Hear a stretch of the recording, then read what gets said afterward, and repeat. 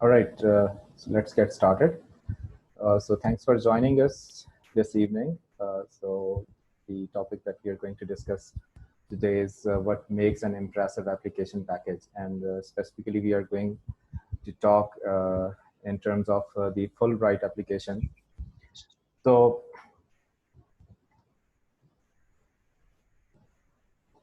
my name is Muhammad Nadeem, and uh, I'm basically a Fulbright alumnus. I completed my PhD from Mississippi State University, United States, in 2016. And here are a few words to maybe define my role. I've been working as a consultant, as a trainer, as a mentor. And the reason I'm here today is I have been working as a reviewer for Fulbright application, for Fulbright applications for a few years. I have also been working in other areas other than Fulbright finding scholarship to review the applications. So I have mentored global UCAT students and several applicants over the past several years. So that makes me a suitable person to talk to you guys. So moving on, I have a few disclaimers. So first of all, the guidelines discussed in this presentation may differ from those available elsewhere because there's no standard set of guidelines to be followed for writing different statements or filling up your application. And another disclaimer is this talk is entirely a volunteer activity. I do not offer or encourage any paid mentoring to Fulbright applicants. So we are going to talk about 5 different areas. We are, of course, going to discuss various sections of the application. Then we are going to talk about research proposal, personal statement, letters of recommendations, and how to deal with the rejections. So let's get started with the application itself. So I have included this very introductory screenshot, and something that's very important over here is the instructions. So you have to be very careful while reading all the instructions. Sometimes we ignore small things, but of course they matter. So I encourage all of you to carefully read all the instructions. That is why they have highlighted this. And if they're asking something in any part of the application, they mean it. This is not a form that they have created over the weekend. Rather, they have put an effort of several years now in finalizing this form. And if they're asking for something, they really want a clear, precise, accurate answer. You cannot just leave sections blank or maybe just write not applicable or something. However, if some section is optional, then of course you can think about it. You can leave it if it is not applicable to you. Then very important concern about plagiarism. So there have been incidents in the past in which applicants took samples from maybe relatives or people they knew and made a few modifications and submitted their application, but they were rejected right away. So this is a very important concern worldwide. So I discourage you guys to follow any samples at the very beginning because they can limit your own creativity. They can put you in a circle and you cannot think out of that circle, right? So once you write your own statement, then it's okay to consult someone or see someone's statement and compare. And if you find some gaps, of course, you can improve your statement. Moving on. Yeah, so you'll be surprised why I included this screenshot. The only reason is you have to write your name accurately. So your first name and your family name. Over here, it's in reverse order. So many students make this mistake. And also make sure that your name is as per your academic documents or national identity card, or your passport. All right. Um, then I have skipped some of these sections, and directly I'm going to talk about uh, section 12, which is what is your proposed major field. And they're expecting 70 to 75 words here. So the important idea is you should be able to describe your chosen field and your, research idea in a few sentences, in a very clear way. That is very important, right? And if you Google these keywords, elevator talks, you will be surprised that there are competitions on a 30-second pitch or a 1-minute pitch of your idea, in which you have to incorporate all important aspect of your chosen area. Why are you doing this? What is going to be the impact of that, right? And the word elevator talks comes from, the real elevator. Let's suppose you're on a conference or an event and you're uh, going to your hotel or your room, and someone asks you, what are you doing? What is your research about, right? And you have to answer within 30 seconds. Let me see, there are some questions maybe. Some people are having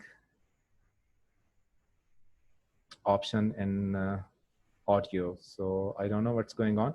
I think everyone else can listen or hear me. Is that right? Can you confirm please in the chat window?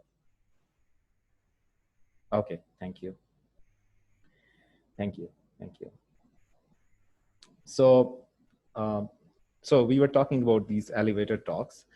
So elevator talks means pitching your idea in a very precise amount of time, in a very short amount of time, like maybe 30 seconds or 45 seconds or 1 minute. And you will find a lot of guidelines about that as well.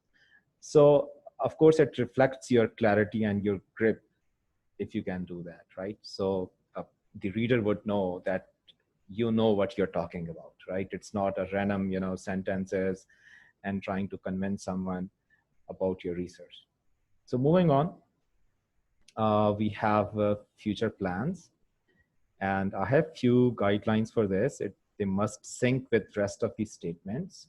I mean, your personal statement and your research statement. It's not uh, recommended that you copy and paste some part of your research statement over here or something from personal statement, but of course they must sync, they must align. Uh, they can be ambitious, but not exaggerated. So this is very important, right? So if you want to establish a research center when you complete your degree, or you want to work with industry maybe, or you want to help government organizations in policy making or whatever.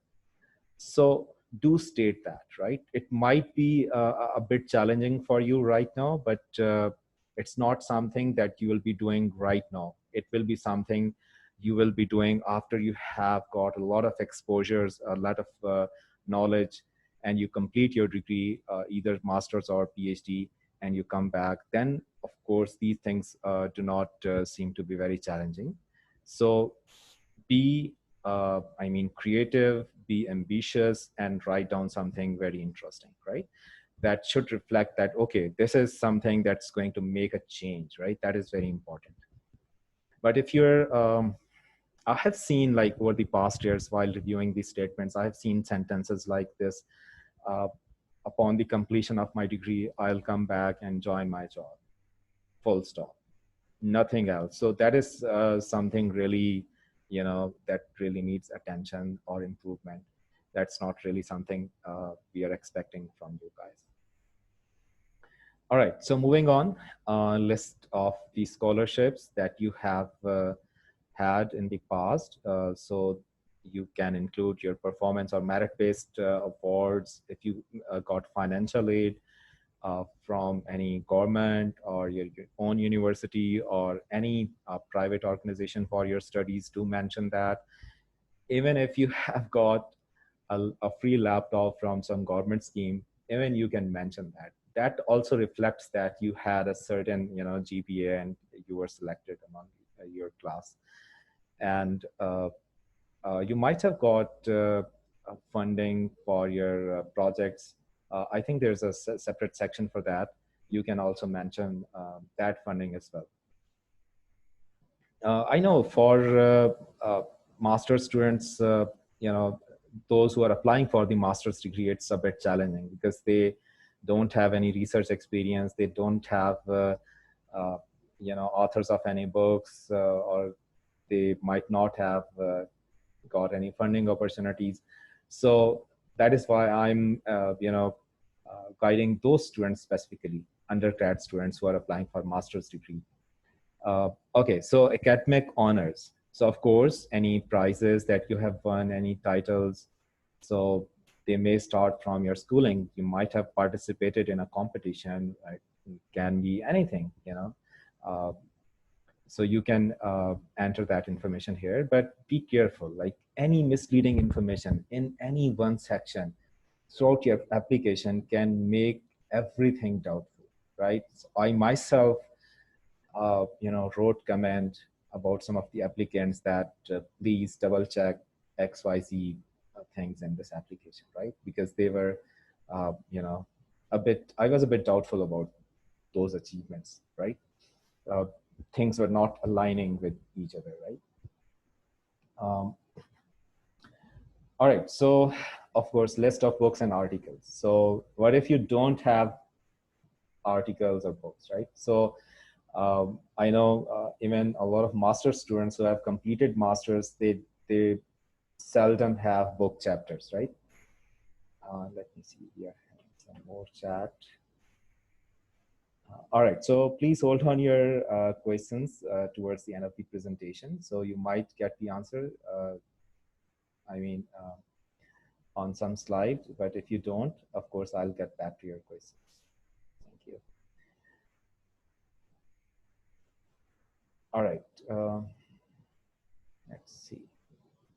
So what if you don't have books or articles or chapters? So improve your writing habits by, writing a blog or reviewing someone else's writing. You can put some information about, that in this section. So the important, uh, thing that they're asking in this section is the writing skills, right? So of course the writing skills matter. I have written it, and I have written it in bold words. Writing is the most important skill in research, right? If you have done something, but if you cannot express it in an effective way, then of course maybe your research or your paper will get rejected from a conference or a good journal, right? So writing is the most important skill in research, and you will realize once you start your degree, either PhD or master's, you will realize once you're midway.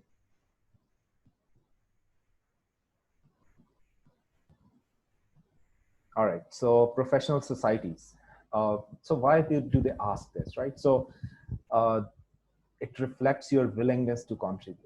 If you are, you have a word of your own and you don't talk to anyone, you don't, share your knowledge, then of course, maybe you're not the perfect person for Fulbright Award. So you have to contribute to the society. You have to be willing to talk to others, share your ideas, learn, of course. So you have to mention all your memberships, and not only memberships, rather I would also suggest, if you have delivered a talk, if you have been involved in any volunteer activity for a conference or any event, do mention that, right? And even if you don't have the memberships right now, do apply and mention, right? You have applied for it at least, right? And there are a lot of societies for which the memberships are not paid, right? So you can very easily get those memberships. All right, so moving on, we have another important section, teaching experience. Of course, it matters for the PhD candidates a lot because most of the PhD candidates have to, I mean, they either are teaching or they have to sign a contract with Higher Education Commission of Pakistan that they will teach upon the completion of their PhD degree.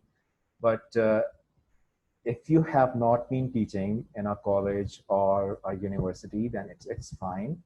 You might have delivered guest sessions. You might have volunteered to teach at a school, at a community school maybe. You might have delivered a training related to your area, I mean your technical area of expertise. Maybe you have delivered, you have your YouTube channel and you have some tutorials. I mean, if I was the applicant, I would have also talked about mentoring other students, right? So uh, creating a YouTube channel, having some videos, they also matter as a training, right? Research. So once again, I mean, it reflects your interest and readiness to carry out research. So if you're an undergrad student, once again, it will be a bit difficult for you to enter something here, but you can extract a paper from your senior design project. You can submit it somewhere. And I mean, you can even do it before submitting your application, right? And you can just write, your paper is under review under a conference or maybe in a journal, right? So that counts. So at least if you convey a message that you know how to format a paper for a journal or a conference, that basically tells a lot, right? That is something they're willing to know, right? Whether you have any insight to the research writing, right? By the way, you can write technical reports, right? They do not need a peer review. You can publish without anything, without presenting them to a journal or a conference. You can write a technical report. So even if you feel that you cannot extract a research paper out of your final year project or senior design project, you can at least write a technical report, right? And you can mention that technical report, and normally the libraries can help you publish that technical report, right? All right, moving on. Experience, professional experience. So what if you don't have the professional experience? So a lot of you have graduated maybe 6 months ago or a few months ago, and you might not have technical experience, right? So you can mention your internship, or you can be a freelancer, right? So if you log into freelancing website, for instance, upwork.com, so you will find a lot of things happening over there, starting from computer related tasks all the way to marketing and arts, anything. You can do anything as a freelancer, right? So I've seen many people mentioning that I have been working as a freelancer for 1 year. Maybe they have got only one project because it's a bidding sort of situation. You have to, bid for a project. You may get it or you may not. But if you get any project, you have to complete it. Then you get a rating from uh, the person for whom you completed the work. And if you get good rating, then projects start coming, right? So you get more and more business, right? You get paid, and a lot of people are making money, and you might already have been doing this, but if you haven't considered it, so please do that. All right, moving on, we have traveling to various countries. So of course, they need this information for the purpose of their record, but there is another aspect as well. So if you have the ability to adjust to new environments, and you have respect for cultures and others' beliefs, and you accept diversity, that is something very important. And if you have the experience of even living in various parts of Pakistan, I would still suggest that you should mention it in your statement, that you have an ability to respectfully interact with people from diverse backgrounds, right? So this is very important. So it's not like that. I've seen people who just mention I have been to maybe XYZ country, I have been there, and so on, but they never mention like so what did you learn, what what's the message that you're going to convey here. So it's very important, right? So if you have any experience of living abroad, studying abroad, even a trip of a week, do mention, do share the experience, right, in a meaningful way. All right, so the next important section is research objectives and personal statement. Of course, we have complete sections for those, so I'm going to cover those in those sections. Uh, right, so this thing is also very important, resume or a CV. So they are two different documents, but I mean, for a junior level a professional, both of them will look similar, right? Because CV is can be much detailed. It can be even 10 pages. If you have a lot of publications, if you have completed a lot of projects, books, and so on, you can mention all those. You can mention all your teaching experience. But on your resume, you have to be very precise. So they are mostly for industry jobs. The recommended length of a resume is 1 page, and it can be up to 2 pages. I have never seen a resume that is more than 2 pages.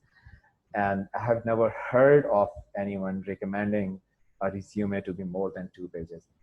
And of course, another problem that I often see is the objective on your resumes or CVs.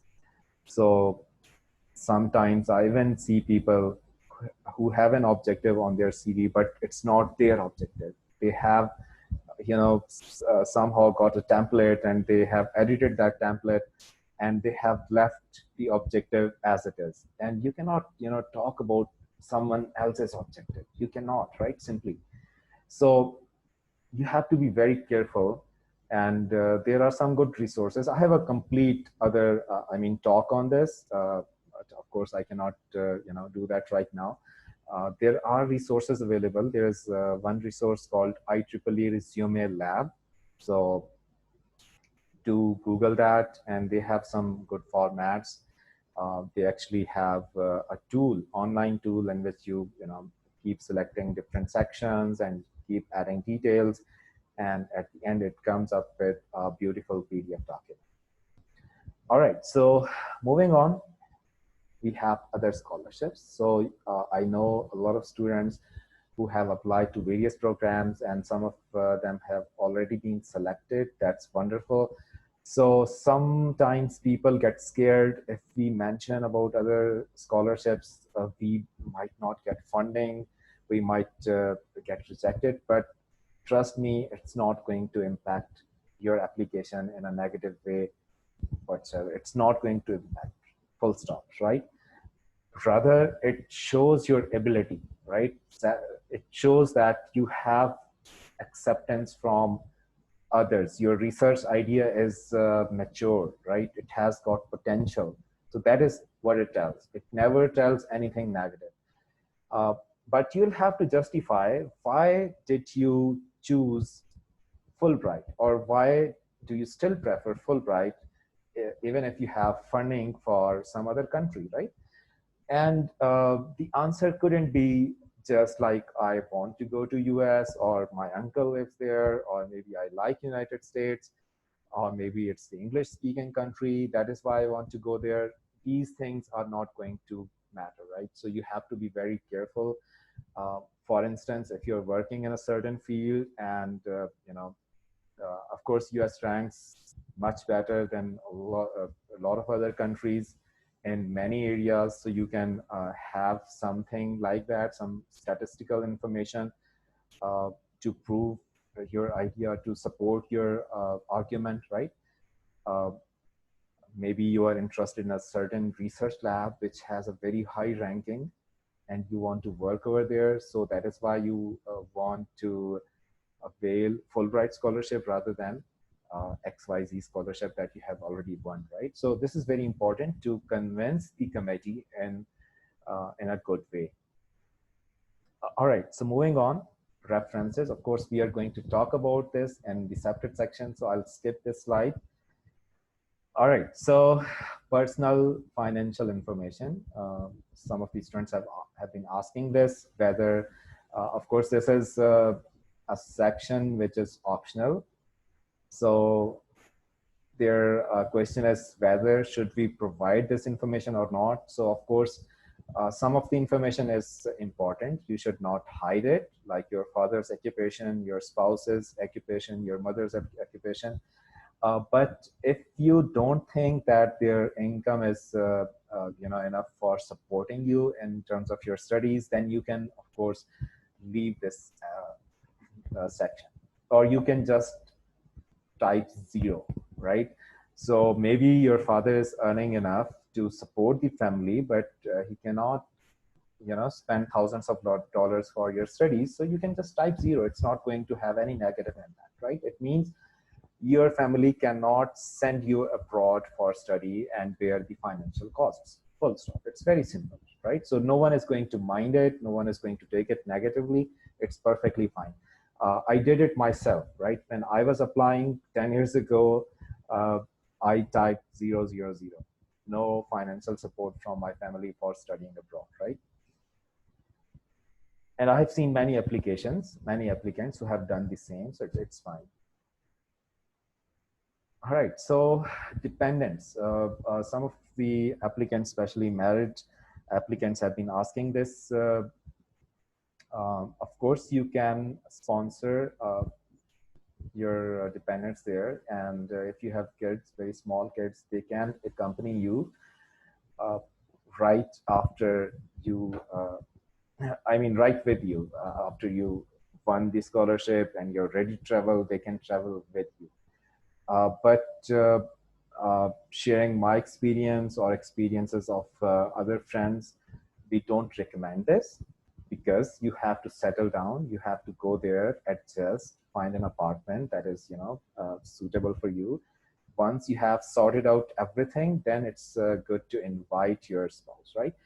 And their guidelines sometimes say you have to wait for a semester, but you can do it even midway, right? So if you have spent 2 months over there and you request your professor to write a letter that shows your performance for the first 2 months, and if he or she is satisfied from your performance, they can write you a letter. You can send that letter to Fulbright guys in United States, and they will start your paperwork. You do not have to wait until you get your first semester result and submit the transcript to the Fulbright guys over there. So you don't have to wait until that, right? You can do it even sooner. All right, so this is one of the very important sections, and I have seen many students doing blunders in this section. So I'm sharing my experiences from the applications I reviewed over the past few years, in which people would just type some university names that rank among very top universities.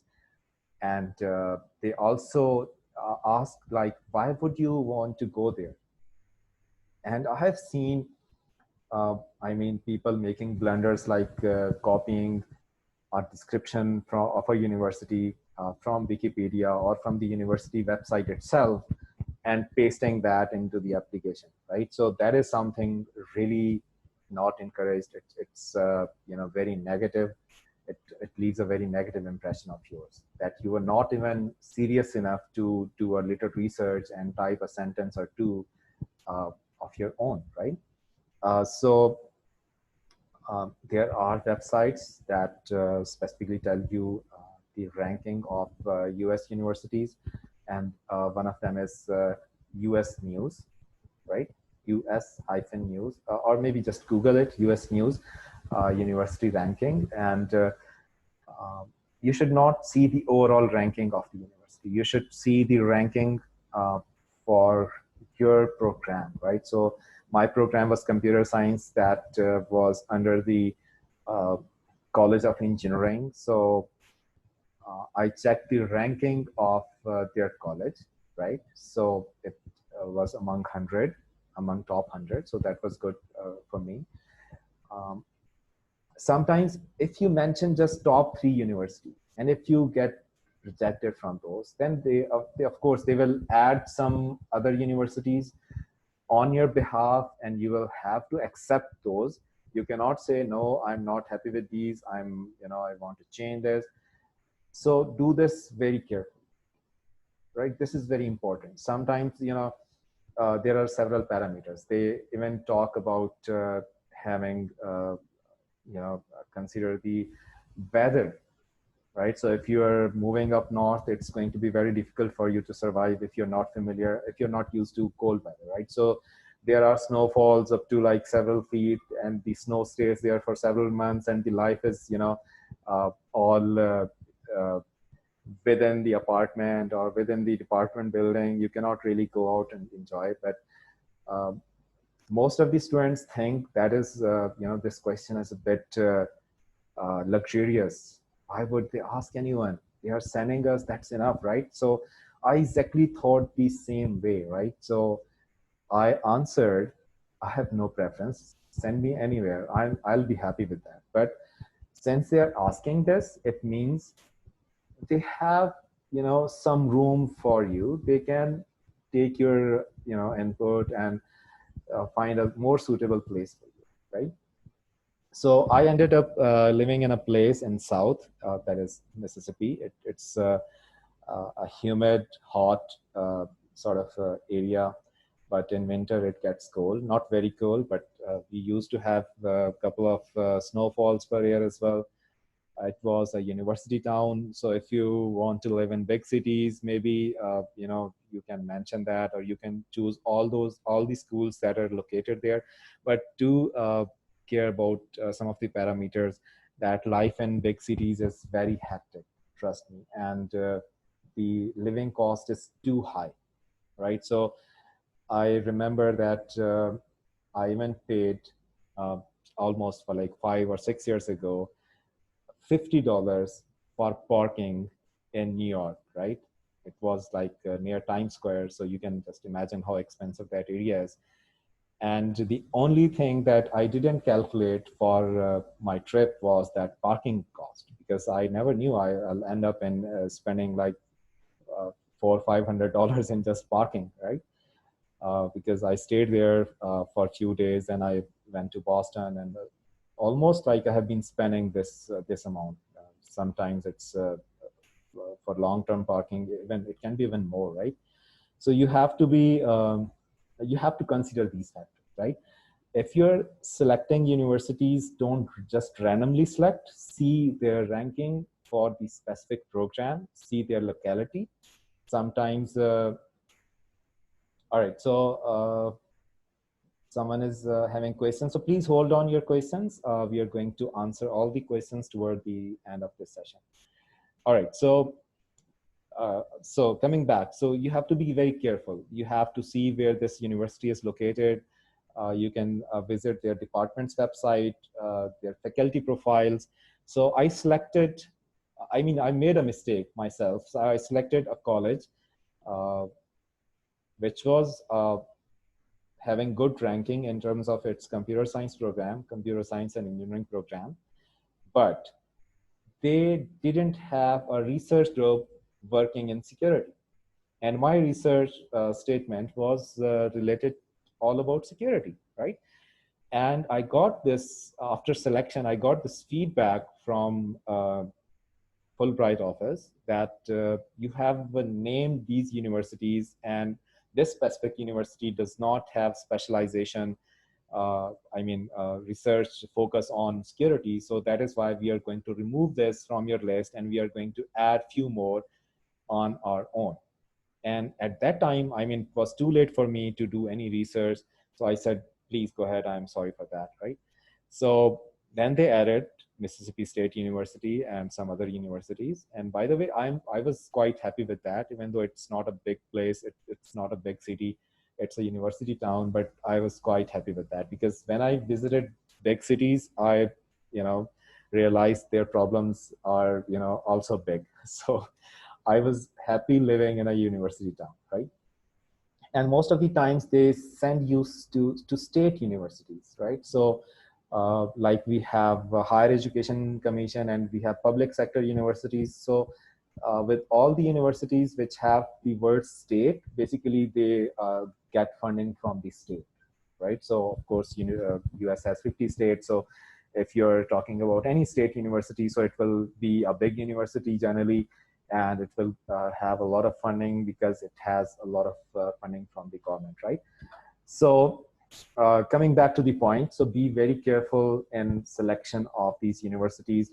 Uh, do think high. Do think about MIT, Stanford, Purdue, right? I'm not stopping you. Of course, you can go there, right? So, but don't uh, have a balance, right? So you may have like uh, two of the top class universities. Then you should also include one of the universities that is somewhere, in top 20, top 50. So that increases your chance of admission in a university of your choice rather than in a university of their choice, right? So uh, just think about it, right? So have a balance in your selection, right? By the way, I'm never estimating anyone. I'm not estimating any one of you, right? So when I went there, I thought maybe the students over there will be like very intelligent. I don't know how will I fit in there, but trust me, they're humans like us. They're just students like us. Some of them were very good. Some of them were average. Some of them were low average, and I even got a chance to teach over there for 3 consecutive semesters, 2015 spring, 2015 fall, and 2016 spring again. So, I observed the same pattern over there as well. So not all the students were, having A grade or 4 GPA. There were some average students as well, right? So don't underestimate yourself. You will be a good fit, trust me. All right, moving on, we have institutions that you have applied. So of course they discourage you to apply because they have to apply on your behalf. But if you have applied, I don't think so. It's something to disclose, something to not disclose. So please do share that information because it's not your mistake, right? So you were applying into US universities already, and then you heard about uh, this US Fulbright program, then you applied for the Fulbright program. It does not mean that you should, take all those applications back. It's not like that. But you can also mention this, that I was already in the admission process. So these are the universities I have applied to, right? Because if you share this information afterwards, then it's going to be a bit challenging, right? If you share that, okay, you have applied to XYZ universities on my behalf, that's perfectly fine. But this is a very highly ranked university to which I applied a couple of months ago, and I got a confirmation letter. I want you to fund me for this institution. Then they will ask you that why did you not share this information with us in the application, right? So that is something that's going to be a bit challenging, that creates a lack of trust, and things may go bad, right? And of course you don't want to do that. All right, so moving on to the next section is research proposal. So first of all, let me begin with the problems that I have observed over the past years with the research proposals, right? So we have information that is scattered. So you would be talking about the impact of your research in the beginning, then somewhere in the middle, then all the way towards the end. Uh,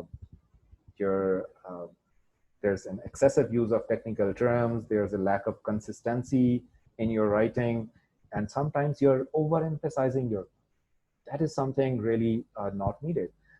If you have a great idea, write about it in a humble way and leave it to the reader to decide like how big it is, right? So once again, I'm not underestimating your ideas, but you don't have to overemphasize it yourself, right? So just leave it to the reader. They will decide, right? And this is something very common in American writing culture. So when I wrote my first paper, so my professor gave me this feedback that you're writing a bit too much about your contribution. So this this is a contribution, but leave it to the reader. They will decide how big it is. You don't have to state yourself, right? All right, so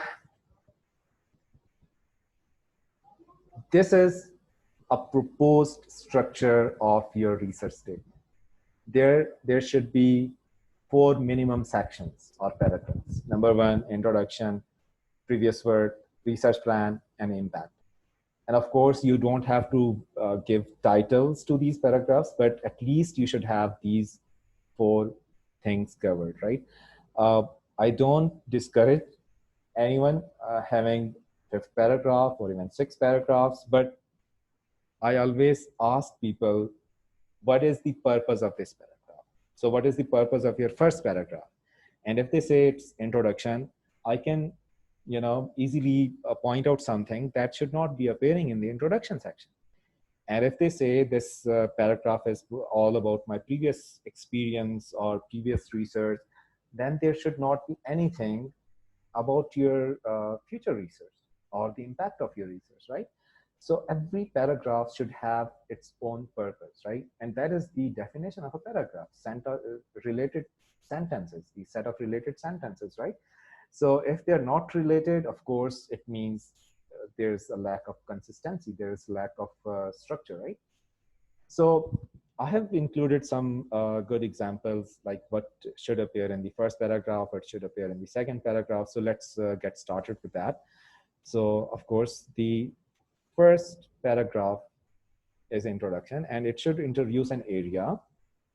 And then you have to highlight the area within that. Have to highlight the problem within that area. Then you have to talk about some trends, worldwide trends on solving that problem.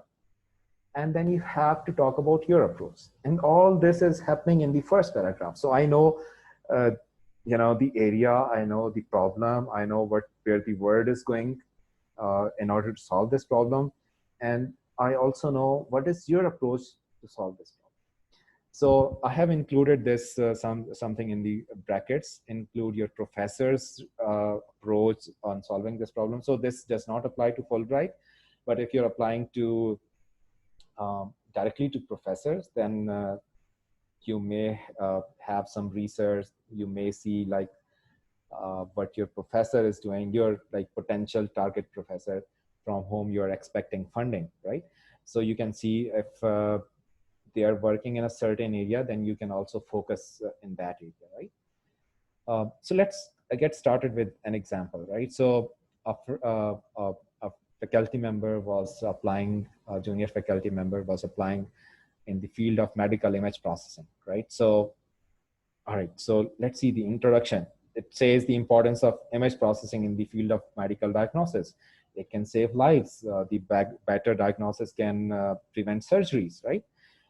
Then the problem. The problem is the accuracy of the diagnosis is not up to the mark. There is still room for the improvement. And what is the worldwide trend right now?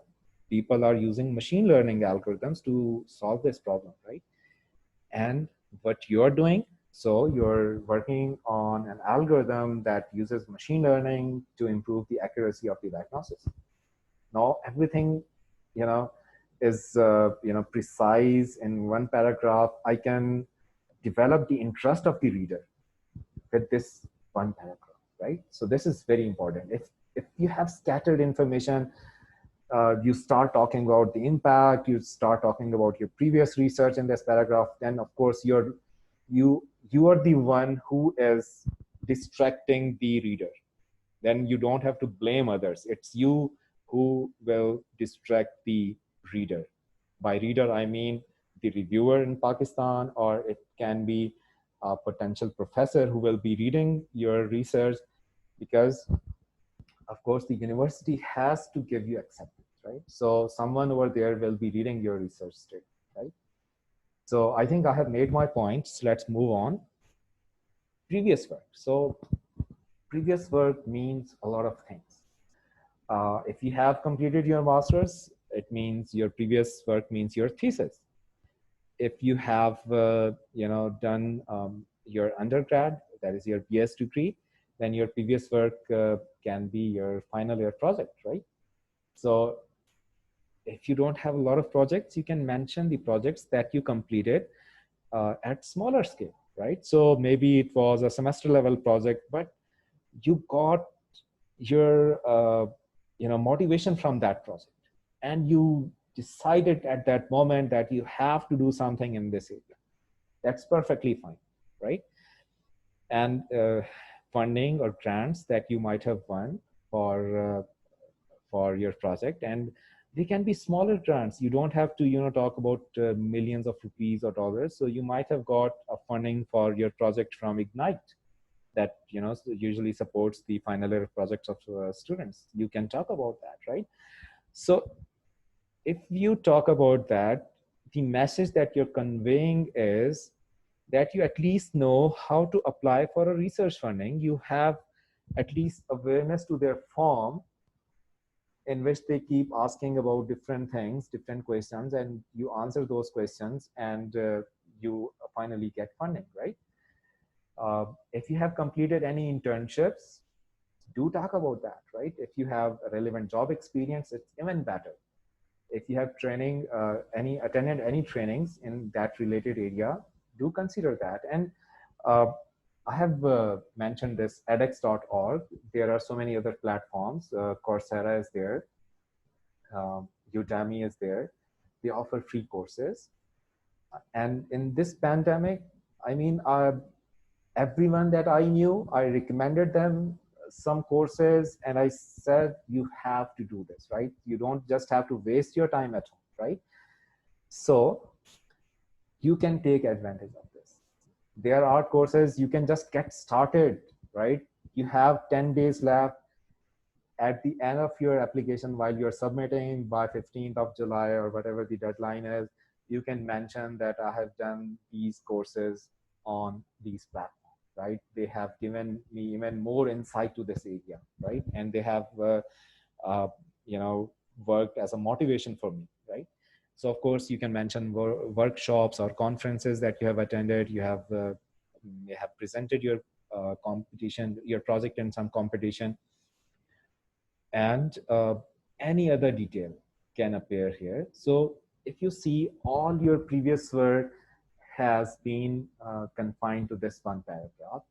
And of course, it should align with your intended research, right? So if you just talk about the previous example that I gave, a student who is willing to work in the field of medical image processing, then mention everything related to that area, right? Or related area.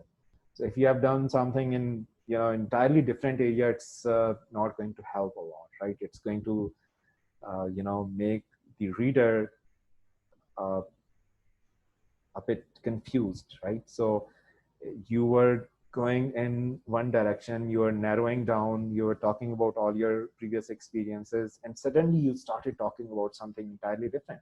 What's the need, right? All right, moving on. Research plan. First of all, it must be in a language that is easy to understand, easy to follow. And let me tell you the reason for that, right?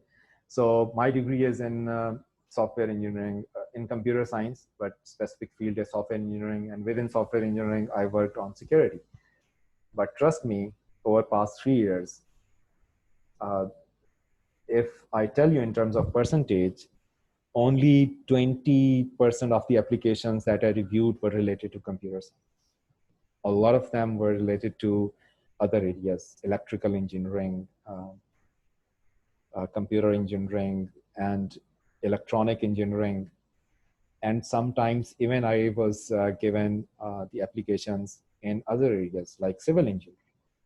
So you might be thinking, I don't know anything about civil engineering. So how could I possibly evaluate an application? The thing is, if you have written your research plan that is easy to understand for everyone, that is something that matters. And that is why I advised you not to include a lot of technical terminologies in your research plan.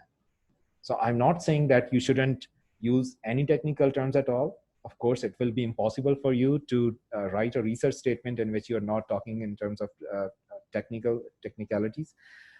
You have to, I understand, but don't uh, use a lot of technical terms, and divide your research plan into phases. That is, easy for everyone to follow. For instance, if you talk about the same problem, the medical imaging problem, so of course, in the first phase, you can see what exactly the problems are. In the second phase, you can develop something, some algorithm. You can work on its performance. You can work on its improvement in phases. And finally, you can work in the third phase, you can work on its evaluation, right? Whether it's improving the current state where we are right now, or it's not. And if it is improving, what is that improvement in terms of percentage of diagnosis? Maybe the previous technique was having a 92% result in terms of accuracy, and this is at 96% result. That's a big improvement. So we are having less risk to 4 people in 100, which is, something big, right?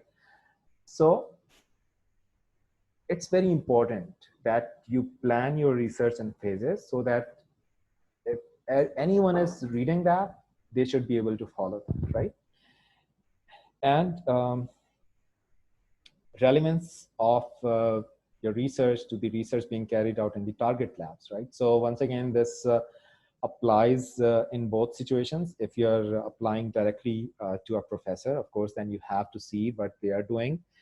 And if you write something like this, I have gone through your projects ABC, and I think I can be a good fit, and your project B, there you go. I mean, you have already, gone through all his work and made his work easy, right?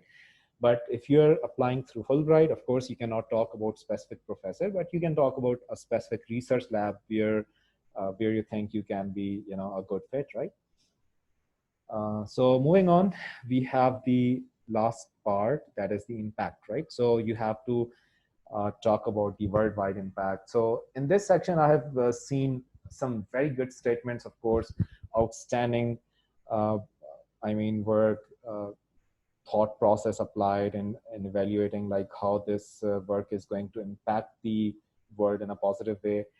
And I have seen some bad statements as well, in which they have, they talk about the impact, they're talking about maybe their own city or their own country, that's it, full stop, right? Or maybe in the worst cases, they were only talking about their own organization where they are currently working. So that is not something that is going to encourage Fulbright people to give you funding.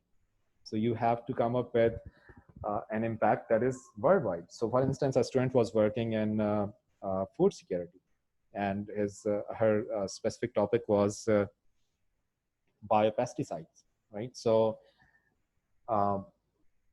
biopesticides, they kill only harmful insects. They are not harmful to other plants. And, this can be applied anywhere in the world where there is some agriculture going on, right? And then you have to come to talk about the impact for your own country, then your own local community, right?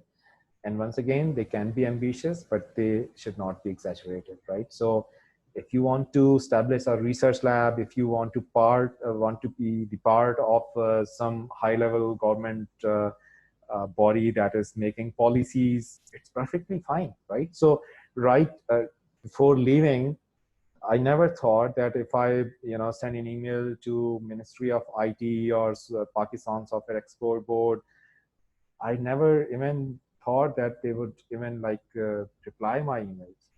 But now, of course, I do have the confidence that they would at least read my email. They will get back to me if I'm talking about something, right? So think and put yourself in that, that thing. So you have a degree from United States, either PhD or master's, and you want to improve something that is not good in your country, and you are contacting any government organization, they will reply you, right?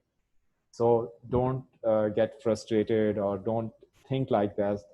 Uh, Maybe it's not a right place for you. Rather, you have to show that you have the willingness to contribute to your own country, right? Then it's going to increase your chances of being selected, right? All right, so moving on, um, we have some examples, right? And the impact. So if you substantiate like how this thing is going to work, so I talked about some of the things already. You can talk about some international collaboration that once you complete your degree, you can have some collaborations there. You can write a project in which you have professors or, experts from United States, and you do have experts from Pakistan working on their mutual interest or on their topics of mutual interest, right? You can have government collaborations that you intend to do, and I already talked about that. You can benefit the education sector, like, so you are students, and I know the feelings that you have and the level of frustration sometimes you have in the educational institutions. Just talk about the quality of online classes. There were so many protests going on. The students even approached courts and so on. If someone is working in the education sector, so you can have something like this, how to improve this, how to bring technology in an effective way, right? So never think that you cannot do something. Of course, you are the one who are going to lead this country, who are going to lead several organizations, right? Right now, if you talk about Fulbright alumni, so they are at very key positions in this country, right? And of course, you will be in the near future. And how your project is going to help the private sector or industry. And if you have some projects or initiatives for social sector, by the way, I'm not from social sciences, so maybe my examples always sound like technical, but I'm sorry for that. But of course, if you're from social sciences, you have to talk about the impact that you're going to make on social sector. And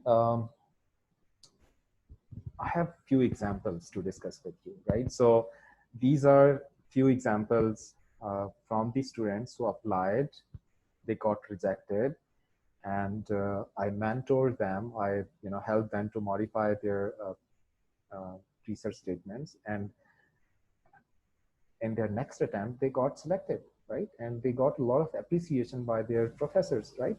Because the problem was their research was just having a local impact. They never thought of global impact. For instance, we have a very first example. It's very interesting. It's about the comments on social media. And we have tools, we call them sentiment analysis. So if you have posted a comment, so with the help of automated tools, we are able to see whether you posted in favor or against, or you were neutral, right?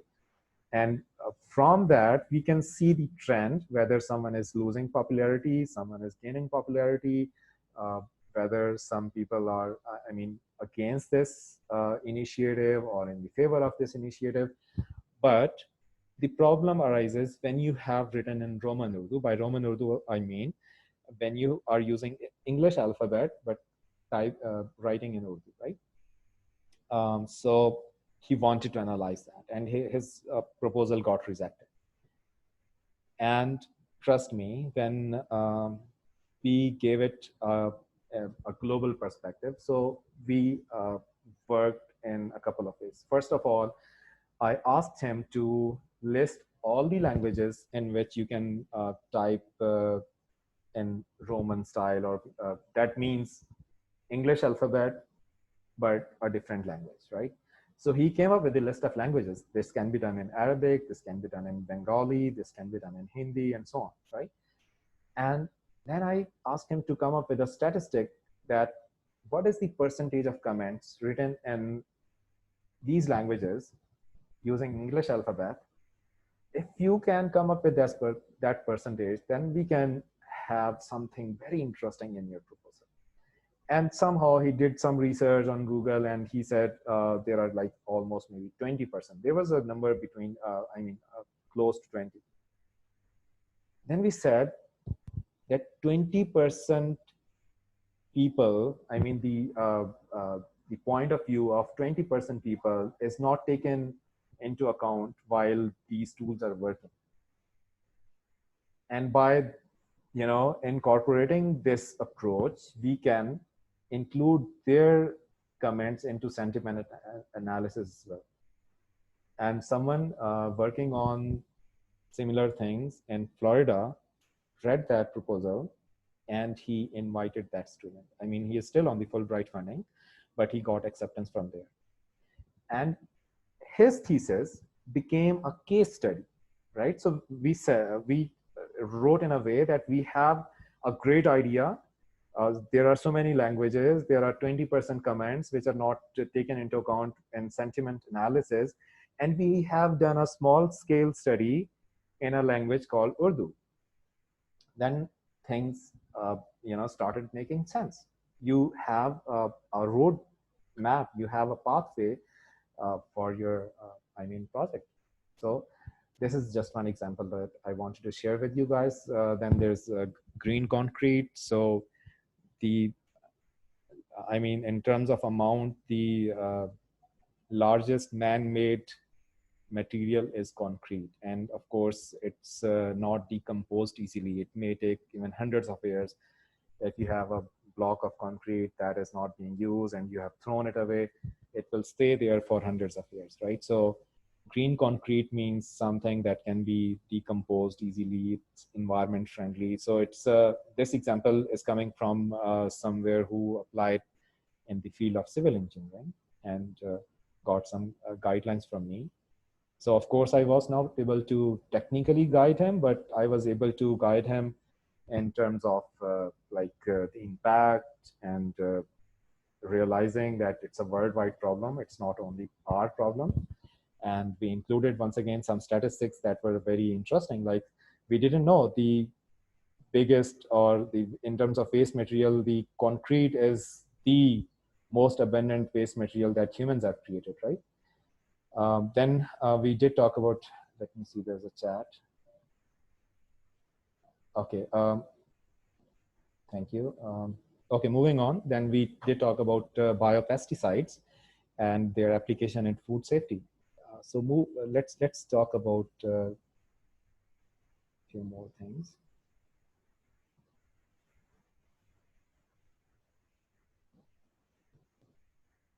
All right, so there are some important considerations. So first of all, you should know who is going to review your proposal. I have seen a lot of students who mention, where their village is located, or maybe name of the organization that might be known to a lot of people in Pakistan, but not outside Pakistan.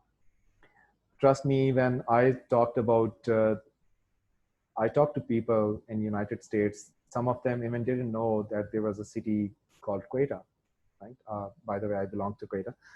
And some of the people even didn't heard about that how many provinces were there in Pakistan. So the thing is, you have to talk in general terms, right? So you may talk about, like, I belong to a far-flung area of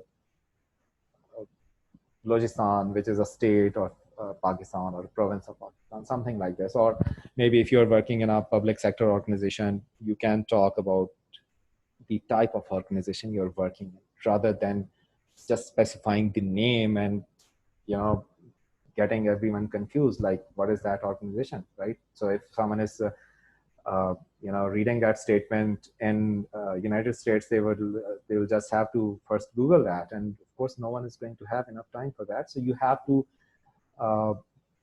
keep the readers in mind. So just think about foreign professors reviewing your application, and do you think they will get confused at a certain point? If you think so, just rephrase that or remove that information and generalize that, right? Then use of some statistical information. We did talk about that, and I have an example coming up. And we did talk about thinking in global perspective. So I have an interesting example here. So while I was working with the lady on food security, and you can tell, like, I have never even, my field is not even close to food security, right? But we Googled and we found that US ranks at number 3 in terms of food security, whereas we rank at 78. And that is convincing enough. I mean, this gap is convincing enough for the reader, right? You want to go there because you want to see what practices are being followed, and you want to bring back those practices to your country, to your area, and you want to, I mean, even work on those things that are lacking in the United States, and you can contribute something over there as well. So it's very important that you don't ignore the impact of your research in the United States. I mean, just see, if I'm someone providing money to a student to come to Pakistan and he has no interest in improving anything in Pakistan, why would I fund him or her, right? So similarly, you have to think in that perspective as well. So Singapore ranks at number 1 because of the obvious reasons. They don't have any land, so they have to secure whatever they have, right? So that is why their practices in terms of food security are ranked at number 1, right? So Ireland is at number 2. I don't know why, but you can see, you can Google. So thinking in global perspective. So who else can benefit from you if you're working in the field of energy or anything? So my bottom line or the message would be, there is no research which does not have an impact, right? If the research does not have an impact, it's not needed, honestly speaking. Why are we spending like billions of dollars in the field of the medical research? Of course, we want to save lives. Why Elon Musk wants humans to be a multiplanetary species? Because in case of a catastrophe, we should be able to save humans. Why are they Tesla building so many electric cars? So protecting environment, right? So you have to think about your research. If you cannot think of any impact, then it means there is something lacking, right? All right, moving on, we have the personal statement. We are almost midway, so the last 2 sections, the letter of recommendations or dealing with rejections, are not very detailed. I like just two or more slides on those. So personal statement, you can say it's the last section that will need maybe 10-15 minutes. All right, so once again, the minimum recommended structure: 4 sections or 4 paragraphs: introduction, education and career, personal qualities, and conclusion, right? And by the way, you can see the requirements, like what do they expect from you to write in these paragraphs. So it's very important to know what Fulbright expects, and you can see that most of the requirements will be aligned to any of these paragraphs, right? All right, so in the very first paragraph, the worst way you can start your, excuse me, can you please, okay, let me put the participants. Okay, so the worst way to write your personal statement is to write your name. Okay, my name is Nadeem and I belong to this city and so on. You know, your name is at so many places when you get, when we get your application package. It's on the very front, it's on your transcripts, and it's on your CV. And when I read this sentence, my name is Nadeem and I'm blah, blah, blah, I think this is the worst start you can have, right? So I recommend students to start with a quotation that might have impacted your life in a positive way, right? So start with something that really reflects you, right? So then you should define your career objectives. And by the way, if you, especially the undergrad students or maybe some master students, if you have not formulated what your objectives are, it's not something that you can do it in like few hours or a day. You may need days or weeks or months of thought process to come up with your objective. And once you have formulated, then of course you have to align and sync everything with that. And you will be able to do that. All your energy, all your effort goes in that direction. So on my resume and CV, it's contributing and improving the standard of education and research, right? I used to have 2 words in the end in Pakistan, but someone then recommended me why in Pakistan. So just write improvement, contributing and improving the standard of education and research, right? You can do it anywhere in the world, right? So you don't have to just write in Pakistan. So I deleted those 2 words.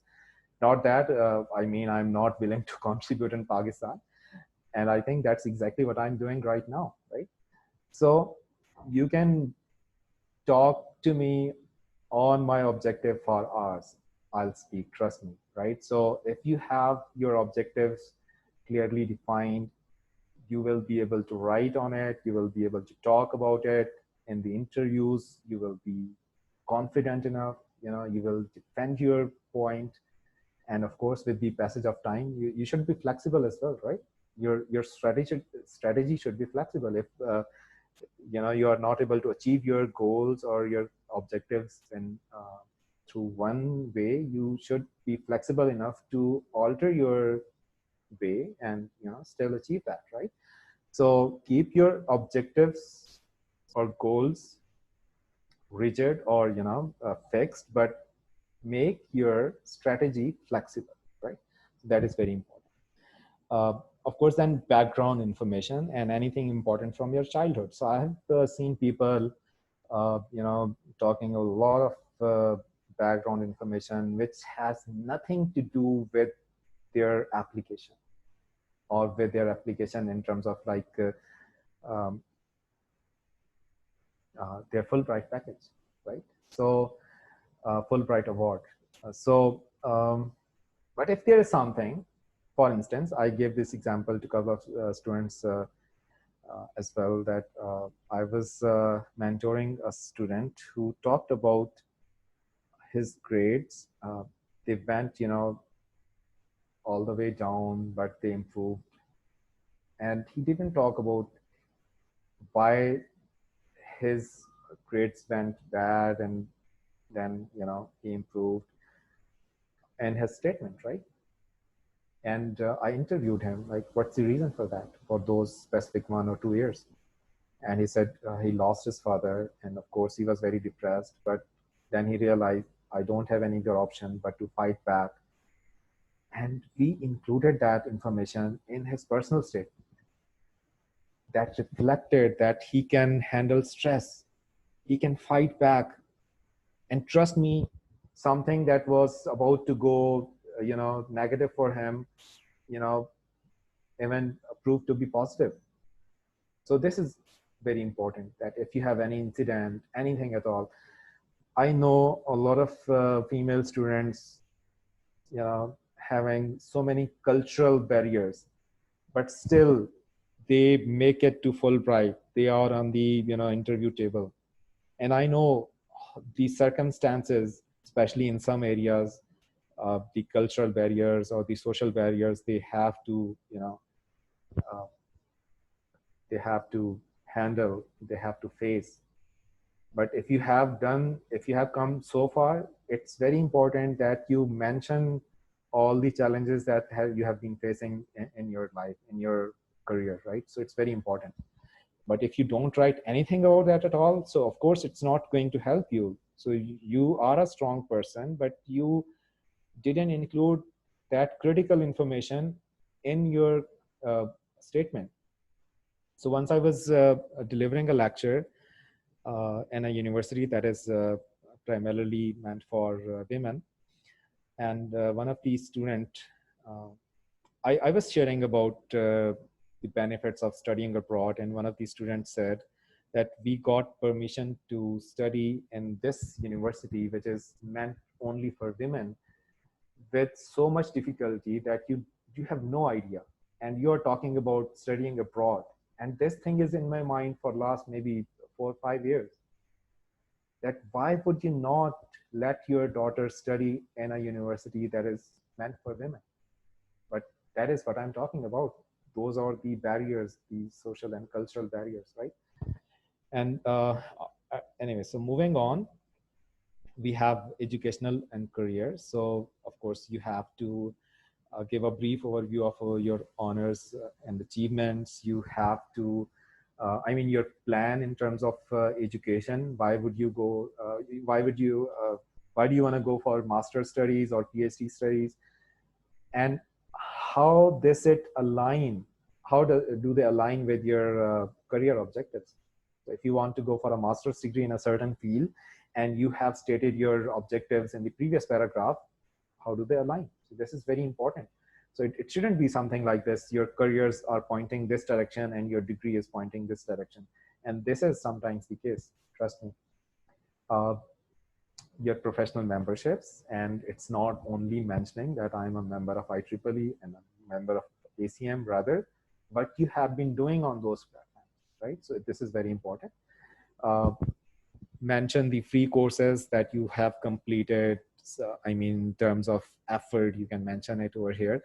But if they're specifically aligned with your research, then you have to also mention it in your research statement in the previous work or related background. We talked about that earlier. So finding overlapping areas if applicable. So this is very important, that if you, and this is also applicable to your research statement. I forgot to talk about it. If you were working in a certain area, but you attended a training or a conference, or you completed a project, and that gave you a motivation to move to another area, that is quite possible. It's perfectly fine. And but you have to find an overlap. Like, okay, I have been doing uh, you know uh, my work in computer science. I'm a programmer, but now I have developed interest in robotics, and I want to know how do they work, their electrical, I mean, components, their mechanical components, and I'm maybe looking for a degree in nanotechnology, right? So if you, but if you don't make that connection, then for reader it will be a bit distracting that you were a programmer, you have been working in computer science, and suddenly you talk about nanotechnologies and electronics and you say you want to go there. Why? Right? So you have to answer this why over there, because you are not going to be there when someone is going to review your application. So you have to be careful about that, right? All right, so moving on to personal qualities. So number one, you don't have to state something. I am a leader, I am a good speaker, I am a teacher. This is not going to work, right? No impressive statements. Rather, talk about your achievements, the problems that you solved, and they should reflect your qualities. For instance, maybe you were running out of schedule when you were working on senior design project, but you worked your team and you convince them that you have to put extra effort and you have to deliver the project on time and you have to graduate on time. Maybe you were doing internship and you interacted with a diverse team that was not, not all the people are of your choice, or maybe are not your best friends. You sometimes have to work with people that differ in many ways, but you can talk about some of the professional ethics that you learned over there, right? So this is how you have to reflect your personal qualities. You don't have to just state those qualities, right? And once again, they should align with your objectives. Do mention the volunteer work that you have been doing, right? And of course, it matters a lot that if you're going to a society, you should be able to contribute, and acceptability and diversity are important. We did talk about that, right? And show your willingness that this is a cultural exchange program, right? Fulbright is a cultural exchange program. So you have to share Pakistani culture over there. You have to be, uh, you know, uh, you know, you have to know a lot about their culture, and when you come back, you have to share all the activities you have been doing there, right? So of course, you can add more information, but this is something that I recommend that should be there. Moving on, the conclusion. This is very important part, right?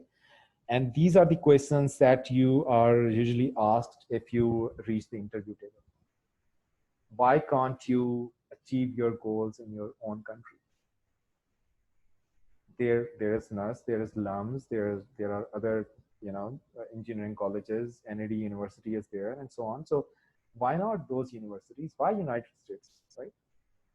So you have to be very careful about answering these questions, right? So I always recommend students to see what their universities are doing to align their degree programs with their industry needs.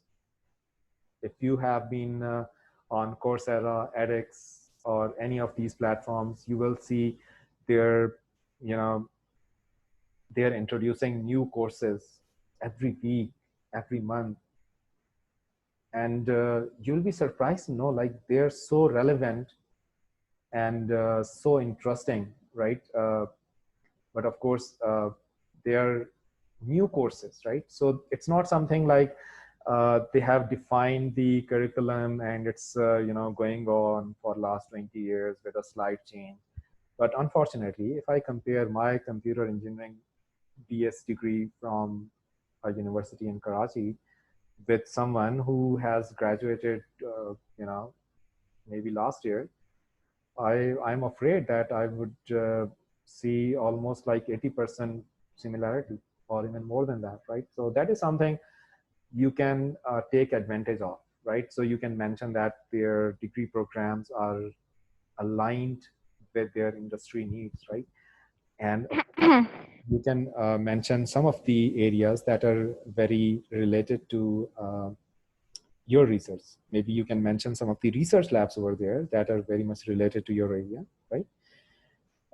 So why a specific country or a scholarship is suitable for you, right? So you have to convince that. So having answers like, I just want to go there, it's not going to be convincing, right?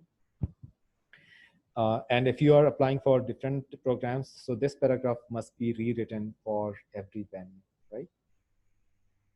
All right, the letters of recommendation. So in terms of Fulbright, it's every letter has 2 points out of 100. So it means they do matter. And first of all, you have to make sure that you're contacting the right person. It can be your professor, your employer, your head of the department or dean. So are they willing to write for you? This is very important. So there are so many applications which got delayed because their recommendations do not reach the Fulbright office in time, right? And I have seen these applications. Their GRE score was used to be up to the mark, although we don't have the GRE requirement right now. Their statements were good, but we didn't have their recommendations at all, right? So you have to get consent from your professor first, and then provide their email and contact information and follow up that they should be willing to write a letter for you. Okay, we got some chat.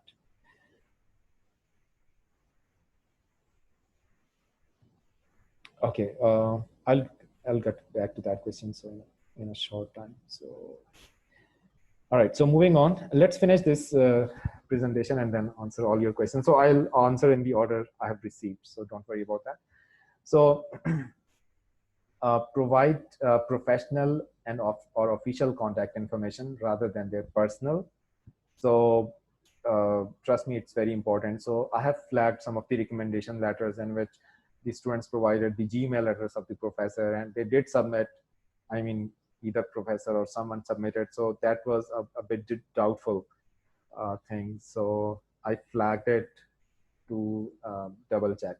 So I asked the Fulbright office to ask the applicant to send it from the official address, or maybe they can confirm from the professor by just calling them.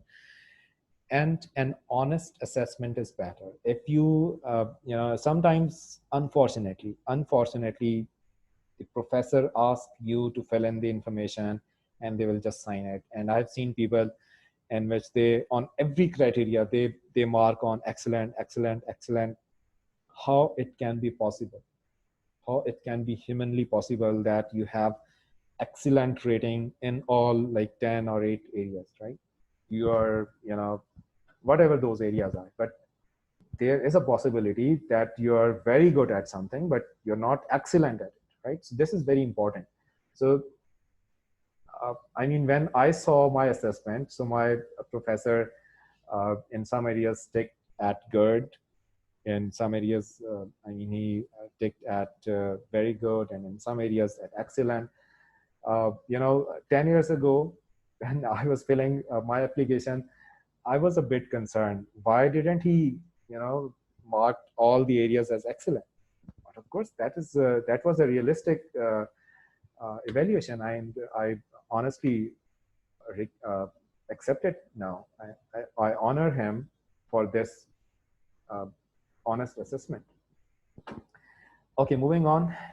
Never write a letter yourself. I have seen people, I was able to spot it at first sight that all these 3 letters have been written by the same person, either the student, or I mean the applicant himself, or maybe someone who provided all 3 letters to you and you got it signed. You will be able to find someone. Don't worry. Just talk to professors. You may talk to someone even from your college. You don't have to just talk about the professors who have been teaching you in the final year, right? It's not necessary. But of course, if your supervisor who has supervised your project or your thesis in case of master students, if he is the one writing, then of course that matters, right? So be very careful in choosing these. All those students who have an exposure to outside, I mean, they have spent a semester sometimes, they have, studied abroad for a number of years.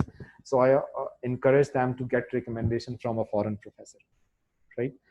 And someone even told me like their professors were here, I mean, Pakistan, but now they're on study leave abroad. It's perfectly fine. You can still send them an email. They will write a recommendation for you. They will now have a better exposure. They would know the importance of these letters, right? So this is very important. Okay, let me see the chats. Okay, we have questions. Okay, dealing with the rejection. First of all, if you get rejected, it does not always mean that there was something wrong with the application package. I'll talk about the application package. What is that? Try to get feedback from the professor.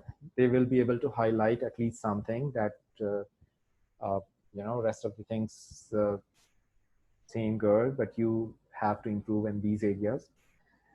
Sometimes you may get partial funding. So this really applies to Fulbright, but if it's the case that you have applied directly to the professor and you have got partial funding, then I can give you some guidelines. I have my email address on the last slide. So if you have any questions, you can ask later. Your acceptance is not based on single factor. So it's the strength of the overall application package that matters. And here are the contents of the application package. So you have your proposal, your research statement, your letters, your transcripts, your GRE scores, your teaching evaluation in terms of if you are applying for PhD programs. So sometimes it's needed if you have been teaching. And of course, your CV. So here's my email address. Please note it down. If you have any questions, you can reach me. And now I will start answering the questions. See, we have a bunch of questions. Okay, let me stop the sharing and we can talk about the questions. Okay.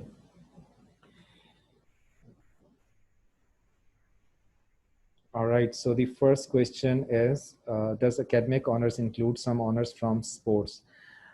Of course, they are not academic, but I would like to include this information in your personal statement. This is something really great. It reflects your uh, ability to have a healthy lifestyle. This is very important.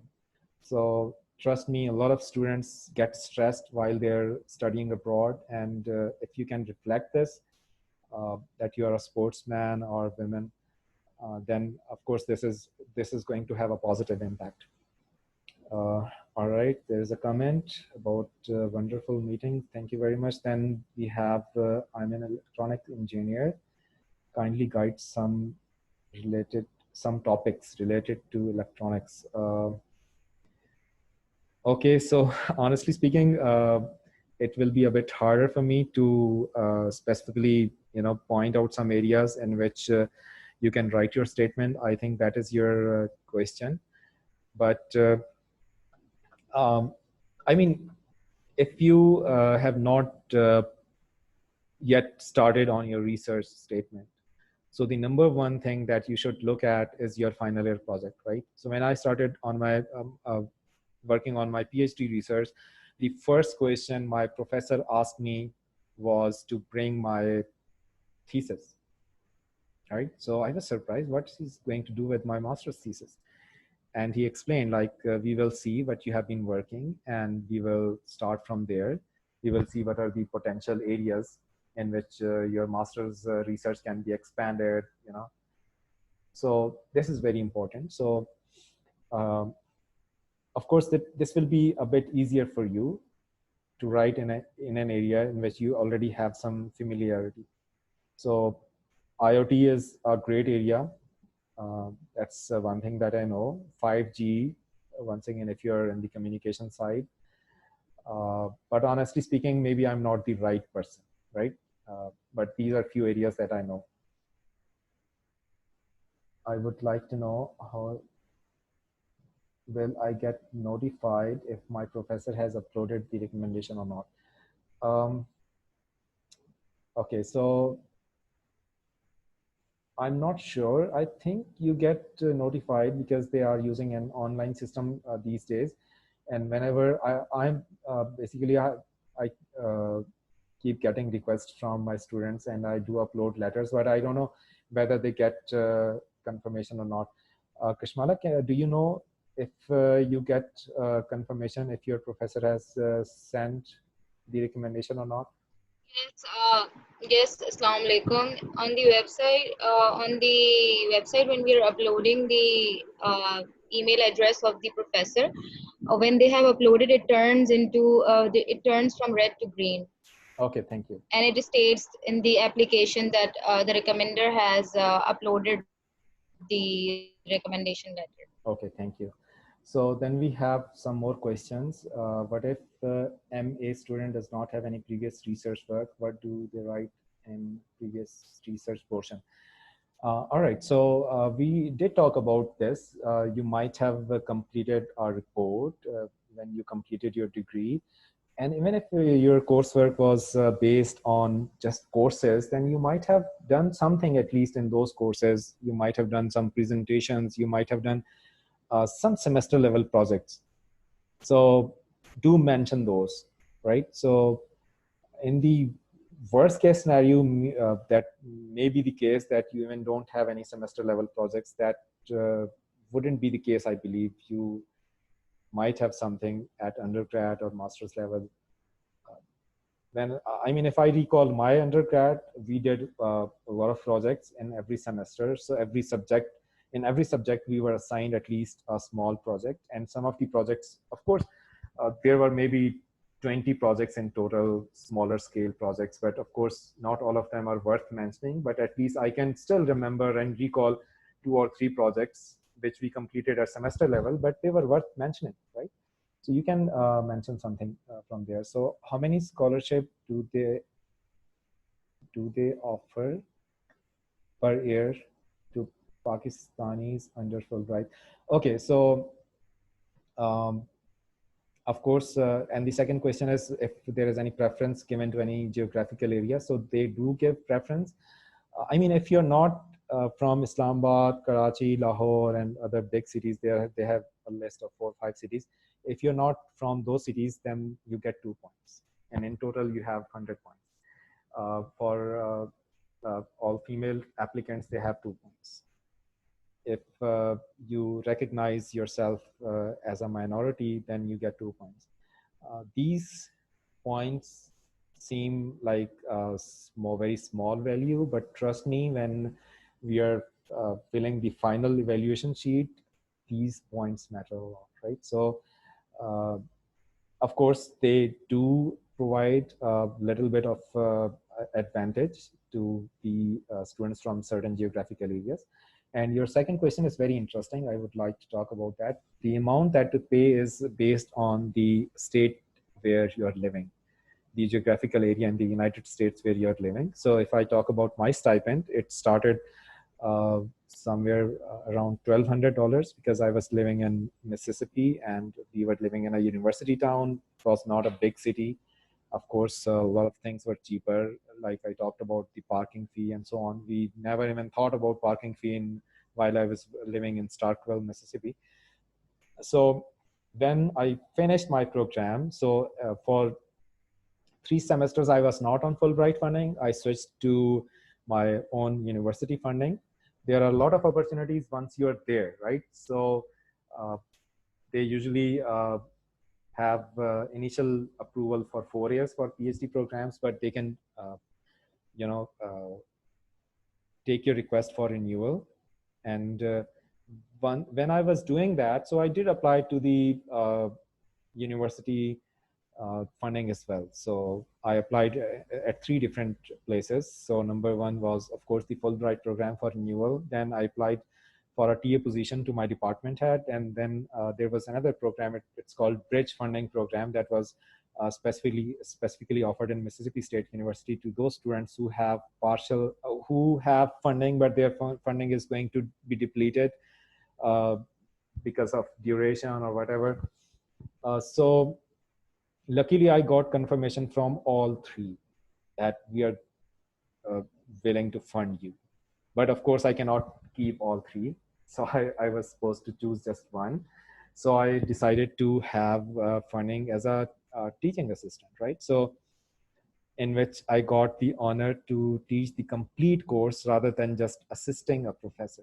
Normally, TAs just assist professors, but I got the opportunity to offer the complete course myself, and rather I was given to TAs to help me in grading because my class was a big class, almost 60 plus students in a big room.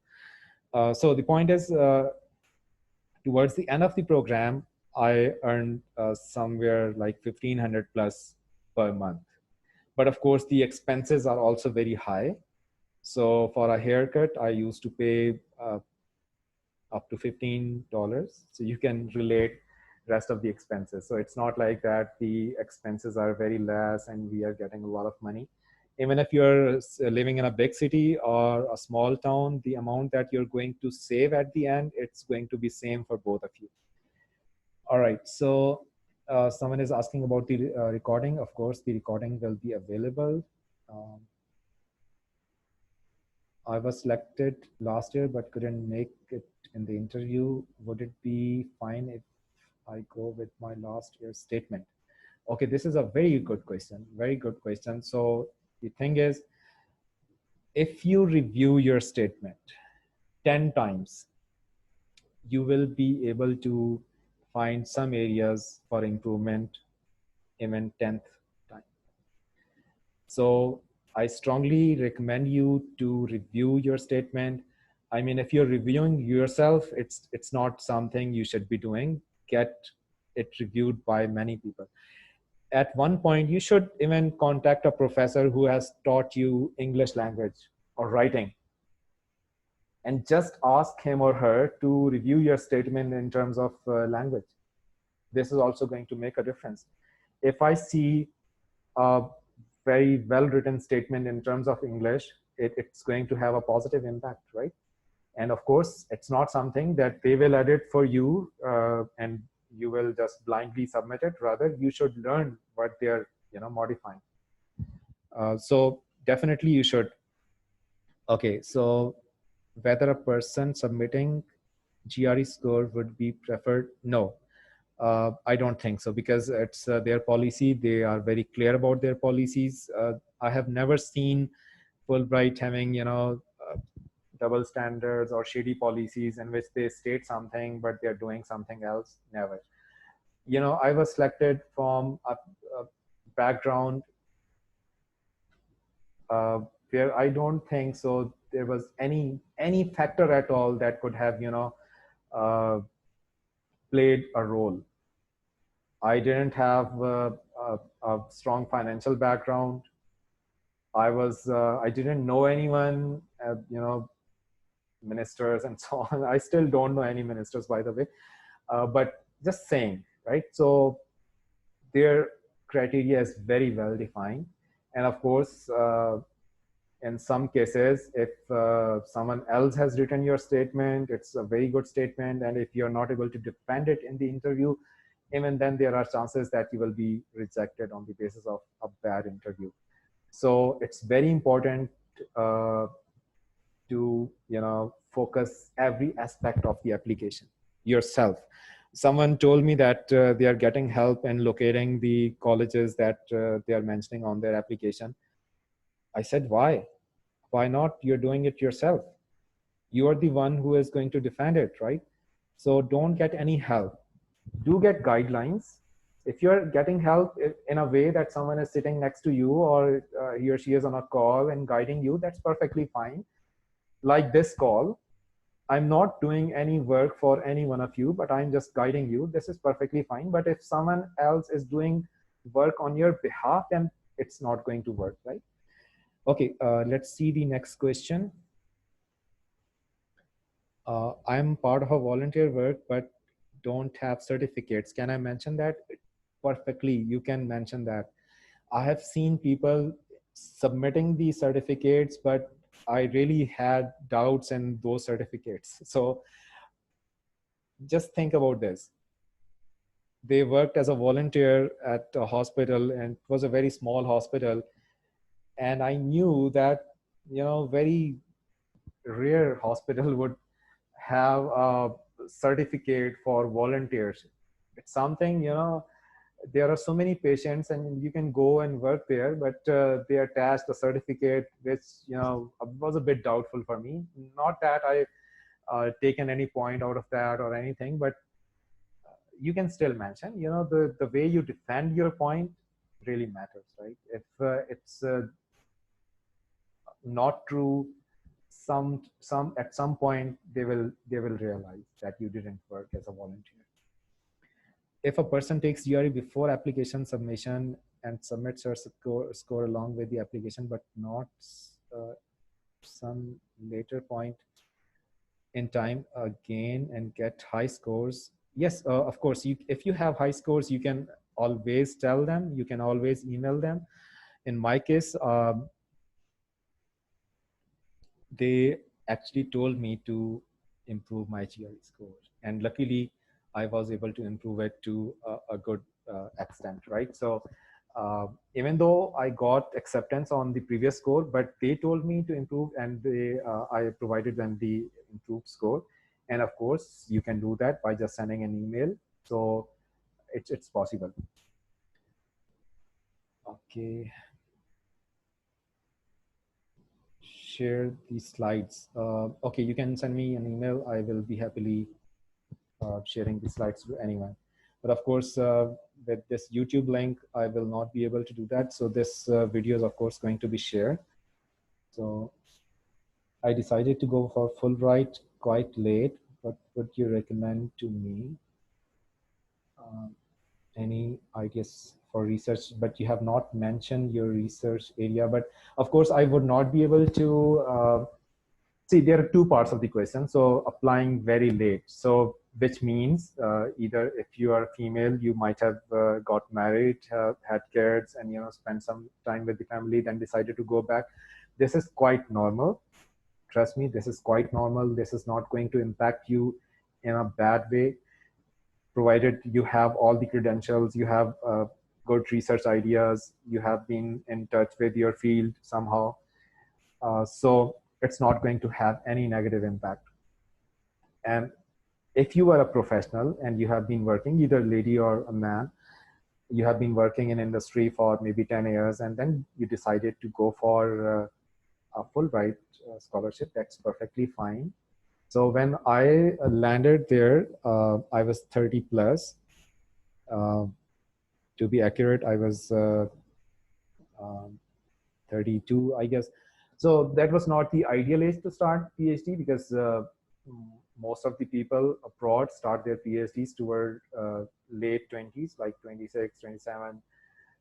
But that didn't matter, honestly speaking. I completed my master's in 2005, and I applied for the Fulbright in 2010.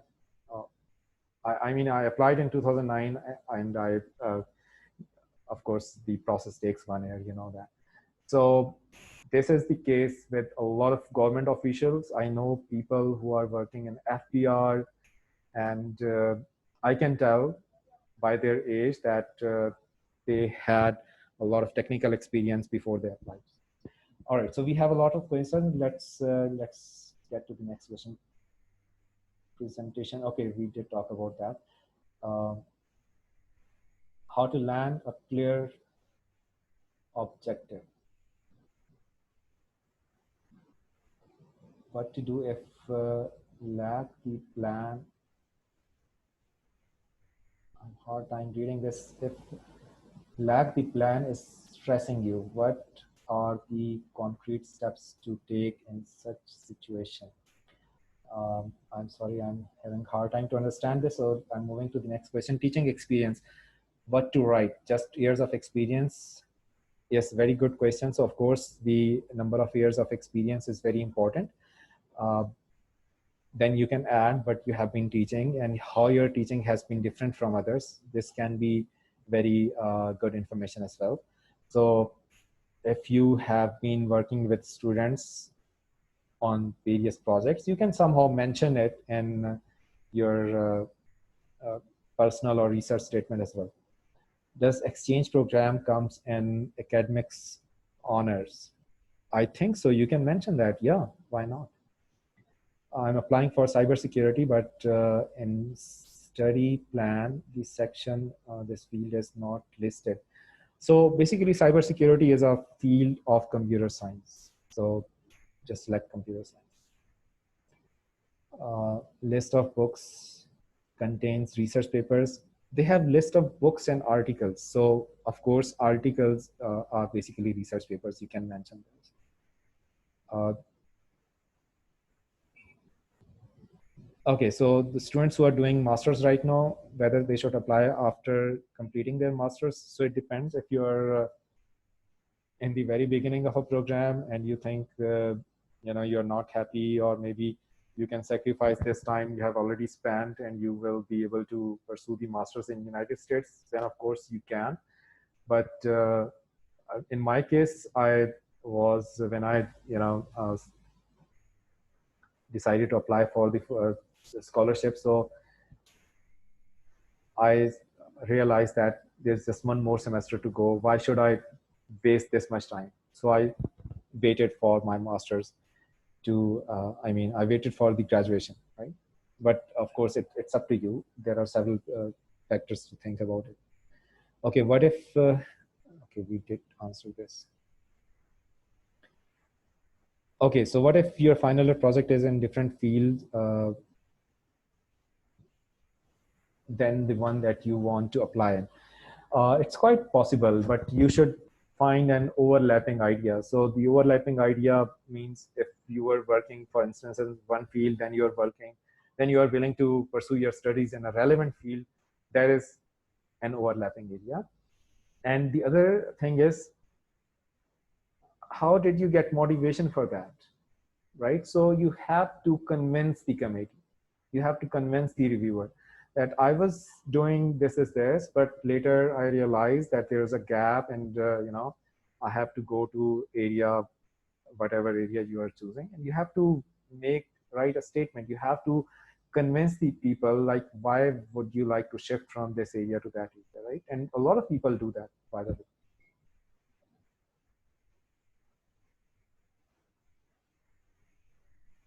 What if the internship is not related to your research? Can someone still? Yes, absolutely. You don't just learn technical things from the internship. You learn the time management, you learn ethics, right? You learn communication. So this is very good question, and it's very important. The intention of the internship is not only the technical skill, right? So you improve in a lot of other things. How to write an email to boss, right? Do you know that, right? So if you have been an intern, you might know that. Okay, my FYP was about 6 sense technology, and I utilize MATLAB software. So it sounds good. I mean, I don't know what the question is, but it sounds a good project. You can like still keep working on that. Does technical writing include news reports? I worked on exactly. I mean, just mention that you have been writing something. I have a GPA of less than 3.5. Unfortunately, you cannot apply this year. If the application shows the status of letter of recommendation, yes, they do. We discussed this already. Uh, it was an excellent session. Thank you very much. Okay, teaching experience, what to write, just years of experience. We did talk about that. Uh, how do scholarships, okay, we did talk about that question as well. How much do they pay? And what to do if your FIP is not purely research based? FIP is never research based. There are like 1 in 100 students who do research in their undergrad. But the point is, whatever you have developed. So let's talk about a very basic project. And students, let's suppose if students have something like they have some sensors to detect gas leakage and so on, and they have built something and they have deployed it in kitchen and triggered an alarm if there is methane leakage or if there's carbon monoxide to save lives. So I think the point is, it's not research, of course, these things already exist, but there's impact. They have at least come up with a device that can be marketed, that can be sold. They can develop a business idea out of that, and they can have a report. They can, write something. What were their findings? If their system was working correctly all the time, and so on. If there were any delays, any inaccuracies. So you can do something. You can at least write a technical report, right? So technical report does not need any acceptance in any journal or any conference. You can just write a technical report. You can see the format of a technical report, and you can submit it to our library. The technical report is a copyrighted work. No one can use it with your permission, right? So, and you have at least a better way of presenting your work. Okay, okay, let's move on. Whether my professor can upload last year's LORs. Of course they can, but if you have done something this year, and if you want to have even just one line added to that letter, that will be great. Okay, thank you very much. Welcome. And we have next question. What do you do if your final year project was in a different field? Okay, we did talk about that. What to do if your teacher is asking student to write LOR drafts? So it's a bit unfortunate. I have been in this situation, and let me share a story with you guys. So one of the guys who wrote a letter for me, he gave me the letter in a USB disk and asked me to print. And I was very curious to read what he wrote about me, even though it was unethical. But let me accept it. I made this mistake. I read the letter. And when I read, it says, I know Mr. Nadeem for last 5 years or whatever, and she is very hardworking. She is blah, blah, blah. And basically, he was modifying a letter that he earlier wrote for a lady, and he just, wrote my name in the first line. Yes, I mean, this happened. So then I thanked God that I, read at least this thing, and I pointed out that is, you need to change all the she's into he's. So, but my preference would be still don't write letters for yourself. Ask someone else, right? But if you don't have any solution, ask someone who can assist you in this, who can write a letter for you, and you can get it signed from the professor, or you can, have you can try a bunch of ways. It's something really, something very challenging to convince someone, because some of the very good professors are very busy. They won't be able to write it or even respond to your email in next 10 days. It's very frustrating. uh, but trust me, I have a file. Its name is letters, and I have more than maybe 500 or even more than that number of letters that I have been writing for different people.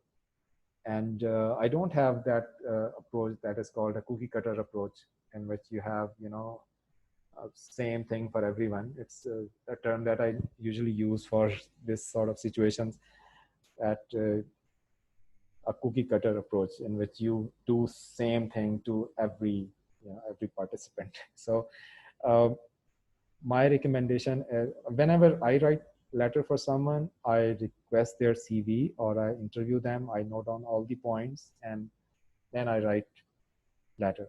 Although I do have template, if I write letter for different people, they might look similar. You will be able to guess they have been written by the same person, but you will not never judge that it's the same information. Sometimes I do talk about their accomplishments. Sometimes I don't. Sometimes I say their GPA was like among the best. They graduated among top 5 students, but in other cases I never talk about that. I delete the entire sentence. So my first request would be, just reach to the professors and request them to write a letter for you, right? Or one thing else that you can do is, sometimes they have a template and they can ask some information, or maybe they can ask you to write on your name and your achievements in that letter, and then they can have the final changes in the letter. But I have seen cases in which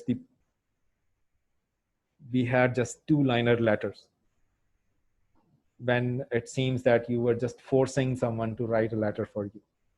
So that is why I mentioned in my talk that it's very important that they should be willing to write for you. It's very, very important.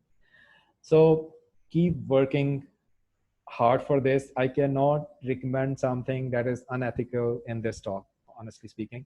So you will be able to figure out something, inshallah. Okay, traveling. Can I mention travel less than a month? It's perfectly fine. I think even if you have traveled for a day, sometimes you can learn lessons that are worth telling people for the whole life. So less than a month is perfectly fine. You have to mention that, and it's very important because you will have to submit your travel history. If you don't mention that information right now and it appears on your travel history later on your passport, then it's going to be a bit challenge for you, that why did you hit that information in the first place. Okay. Can my research proposal be an extension of my FYP?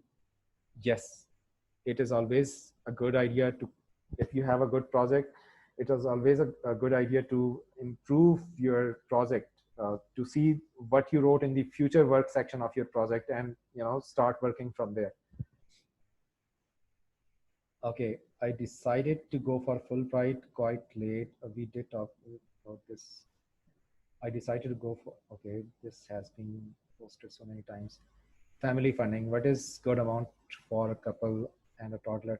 It's a very good question. So, you have to take care of their insurance, the health insurance, but your spouse can work there, either your husband or wife. They are, because under Fulbright program, you're going to be on J visa, and on J visa, your spouse is going to be on J2, and he or she can work there full time.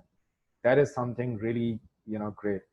If you are on F visa, that is student's visa, there then your spouse is going to be on F2 visa. Then for F2 students, it's not possible to work 8 hours a day outside the campus, so they can only work on campus. All right. My goal was to go into aviation industry, like Boeing. I think it's great. So if you have interest, I'm not sure about your previous qualification, but if you have related degree, I mean, don't stop dreaming. I know people, a friend of mine, he got his master's from MIT, and tell you very interesting thing. He got rejected from Texas A&M, which is ranked much below than MIT. Of course, MIT ranks at number one, and they didn't have enough funding in the project, and they, with the help of rejection email, they tried to explain like why we rejected you. It was not something wrong with his profile, his application package. They mentioned that we have funding issues in our project, and he applied in MIT and he got acceptance from there. He completed his master's in aeronautical engineering from there. So of course you can target any industry and you can work there. You can already see, I mean, the last guest session we invited was a guy from AT&T. He is working as a member of principal member of technical staff there at AT&T for last 8-10 years, right? So think about it. AT&T, they are pioneers, right? But even then, they got an opportunity to work there, right? So sky's the limit, of course. I mean, there's no doubt about it. Never underestimate yourself, right? I know people who have been working in small cities of Pakistan and small universities that are not very well known. Then I got a chance to meet them in the United States, and one of them was working at MIT on his postdoc. I was so happy and I was so surprised because when I went there to drop my friend in Boston, I mean, the same friend who got admission in aerospace engineering at MIT. So I, by chance, I happened to meet that guy, the other guy who was doing his postdoc over there. So he belonged to a very small city of Pakistan, and he did his postdoc, which is done after PhD, from a place that is ranked as number one. And MIT talks about the ranking in a very different way. They don't talk about like how much funding did we get, what are the grades of our students, how many books do we have in the library. That is the usual way of ranking the universities, right? How much area do you have? Do you have a sports complex or not? When I visited MIT for the first time, I was so depressed. Like, it's such a small place, very congested hallways. Uh, it's something that was built several years, hundreds of years ago, and now it's part of a congested city. One building of MIT is they're at one place, then they have a building that is a student hostel in a street nearby. There are some commercial buildings in between. I thought MIT would be a gigantic campus and I'll be surprised to see, okay, this is MIT. But it was like not even close to my expectations. But they talk about ranking in a very different way. They talk about how much GDP of your country is being, brought by your graduates. And if you see these companies, Google, Facebook, Microsoft, you will see where their leadership came from. I was surprised to see, I mean, companies like Google, VMware, Microsoft, they have big offices right next to MIT, or like, I mean, in a close, uh, reach of MIT. So as soon as you go, it's like you can drop your CV at Microsoft, and this is how they're hunting talent. And it's not the only companies. There are so many other companies, right? Because they are working in so many different areas, and their professors and their students have whole lot different approach, right? Let me share one thing that I was, not very happy to share in the very first few months, but later I realized that, I mean, that incident should be shared with people. So when I was visiting my friend over there at MIT, so like every other person visiting a city, I was having my mobile phone. I requested someone to take a picture of me in front of the MIT campus, and he said, "Sorry, I'm busy. I don't have time." And I felt, disrespected. But then I thought, if their student keep taking pictures of people in front of their campus, they won't be number one university anymore, right? So I don't have any harsh feeling for that guy. I honestly respect his uh, response, and he was spending his time in the right way. So once again, you should never underestimate yourself. You can study anywhere in the world, right? So just focus on your things. You maybe get selected in the top schools, right? Okay, what steps to follow to come up with a great research area? So honestly speaking, so you need a foundation knowledge. So that foundation knowledge can come from a lot of reading, your previous degree, uh, search Google, what are the top challenges or big challenges in electronics industry, for instance, or in any specific field. Someone was talking about cybersecurity. What are the challenges, the most important challenges in cybersecurity? Some authentic website may give you a list of like top 5 challenges, top 10 challenges, and then you can start working on some of those topics, do some more research, see talks delivered on conferences, uh, if you're related to technical domain. So Google has their own channel. Its name is Talks at Google. They invite people and they have their employees sitting in a room, and they're delivering talks on various different fields. It's not just one field, on like a bunch of different areas, right? So what I recommend people is to follow such channels, to listen to keynote speeches of various conferences related to your domain. Luckily, they are all available on YouTube, right? And then you can get, a bit insight of such areas. Okay, can I mention that in my application, my specific area with specialization in the future plans? Of course, you can. Um, okay, Caltech has direct link with Boeing. Can I indicate that in my application? Yes, you can. Of course, that will give you, a reason why are you going to Caltech, right? Okay, we will share recording, of course. What steps to follow? Okay, we already answered that. All right, so I'm applying for cybersecurity. We did answer that. So you have posted your questions multiple times. Um,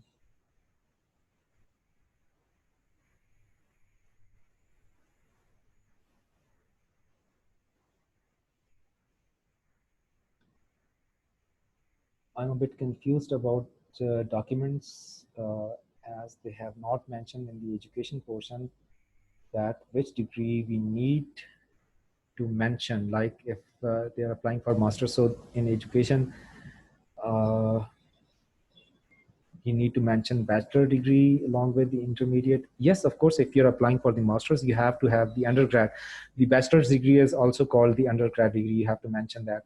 What kind of volunteer work is appropriate to mention? Any kind of volunteer work. And this guy has been has been volunteering at TED events. So it's great. What else do you need, man? GRE isn't excluded this time. Is yes, of course, it's not excluded. We know that. Um, I mean, it's not needed right now, but of course, you will have to appear later on. What steps to follow to come up with a great research idea? So I did answer that already. Thank you very much. Okay, thank you. Uh, how to showcase your writing skills if you have good writing skills but haven't published it any books. if data science is a field of computer science, yes, it's an overlapping field. It's yes, of course, if you're in data science, you don't have to, you have to see, the thing is they can not mention all these subfields of computer science. It would be, such an exhaustive list. And data science is an overlapping field. Once again, it has a lot of background and relevance with the statistics, and of course it has relevance with the computer science.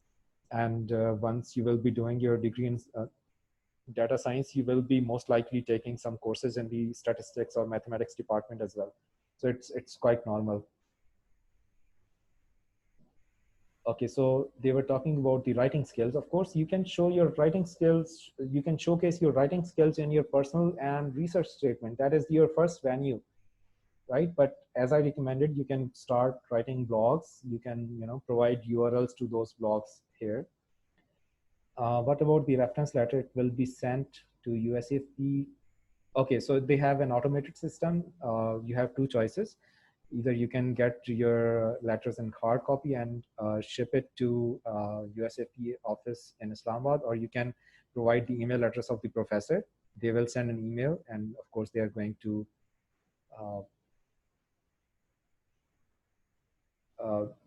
get links. I mean, your professors are going to get the links, and while we click on that link, it will take us to the website where we can write your letter or upload your letter. Okay, so MS in robotics. If someone is interested in MS in robotics, what should they be doing? So robotics is something really very interesting. So a lot of work is going on right now in robotics, especially in the United States. They are building robots which will autonomously will be working on Mars or Moon in building habitats. So this is something really going to be a very interesting topic.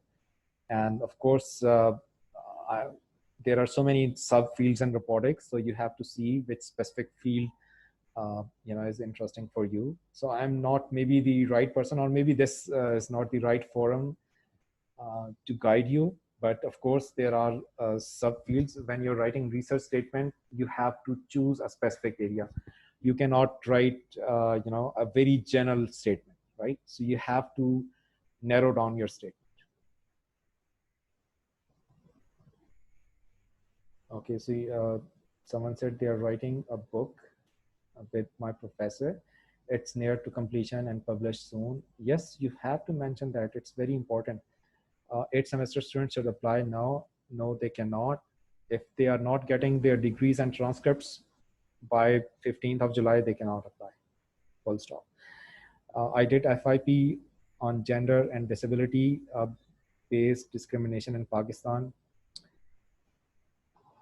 This is a very good topic, by the way. Is there a way to link it to data science? Of course, you can link it, because see, I mean, there are a lot of overlapping areas. For instance, if you can get data and you can, process that data in a way that it benefits the people with special needs, then of course it's going to help.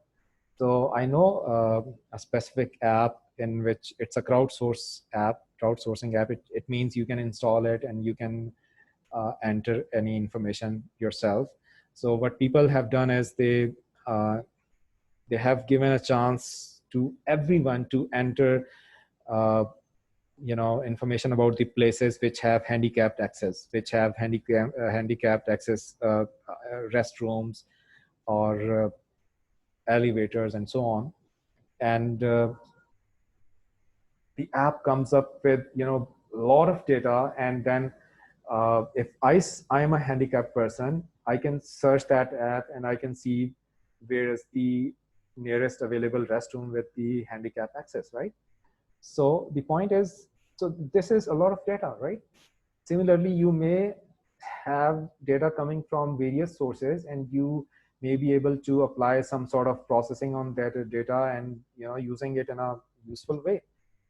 So of course, I mean, you can relate your idea to the data science, or you can have a degree that is a dual degree sort of situation in which you will have something related to social sciences, and of course you will have a focus on data science. I have seen many students working in social sciences but taking courses in computer sciences. uh, I completed my MBA in 2011. Then for a short period of time, I worked with an NGO. Then I pursued CSS. There's a big gap. It's perfectly fine. It's all that matters is how you present your case, how you convince someone. What is your current level of motivation? What problem you're trying to solve, right? And what motivated you to look at that problem, right? So trust me, when I started my PhD, there was a person sitting, next to me with all white hair. I couldn't even like spot a single black hair on his head or mustaches or beard. I was always confused, like, what is the purpose of this guy? Why is he sitting here? He cannot be the student, right? And after a few months, when we started talking to each other, and that barrier was gone, I talked to that guy, and he said, "I'm a student." "What do you mean? What are you doing here?" "I'm a student. I'm taking this course." Then I realized he was a student, and he was doing masters, and he completed masters, and he started working there with the professor. When I completed my PhD and I was coming back, I asked that guy, like, what are your plans? And he shocked me with the answer that I'm planning to go for a PhD degree. So, okay. All right. So can you answer the question once again? I'm sorry, I got disconnected. So does technical writing include news reports? Yes, it does. You can include that, right? Okay. Can I use research papers and put references of that research? It's a very good question. The answer is no. You cannot have references of research papers in your research proposal. Please don't, right? If you have done that, please remove all the references, right? So this is not something, it's a proposal, it's a one pager. It's not a thesis document or something that needs references. You can mention something that the previous work suggests that this has been done, and I'm doing something that is an add-on that is on the top of that. That will be enough. But which previous research specifically, you don't have to go to those details. When the session will end? Okay. I'm sorry, it went like more than 2 hours. Let me plug in my charging cord. My laptop is getting out of charge. I thought maybe it's going to take an hour, but it's more than 2 hours now. But of course, a lot of participants have left, and you can leave now if you want to. Okay, so I think that's pretty much it. So if you have any questions, any more questions, you can unmute yourself and you can ask, or you can type. Otherwise, we are going to end this session. I'm going to stop the recording, and of course, this recording is going to be available to all of you. So inshallah, we will make sure that it's available to even more students as well. So thank you very much for joining, and you already have my email address. You can reach out to me for any questions you might have. Thank you, and Allah Hafiz.